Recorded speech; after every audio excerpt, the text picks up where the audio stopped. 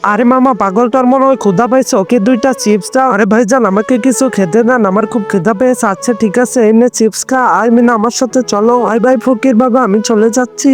এই তো গাড়ির পিছনের সিটে আমি বসি। আর আমার বলটা তো পড়ে গেল, বলটা নিতে হবে আমাকে তাড়াতাড়ি। এই তো আমার বলটা, আমি তাড়াতাড়ি গিয়ে গাড়িতে বসি। আর গাড়ি তো চলে যাচ্ছে। আরে মামা থামো থামো থামো, আর মামা থামো। আঙ্কেল এখন আমি কি করবো? আমার মামার কাছে নিয়ে চলো, আমার মামার কাছে নিয়ে চলো। আরে মিনা গাড়ির ভেতর থেকে আমাকে একটা কুরকুরে দাও তো। আরে মিনা কোথায় চলে গেছে? হায় আল্লাহ রে, আমি কি মিনাকে হারিয়ে ফেললাম নাকি? এখন আমি ওকে কোথায় খুঁজবো? ও তো আমার সামনে গাড়িতে চড়েছিল।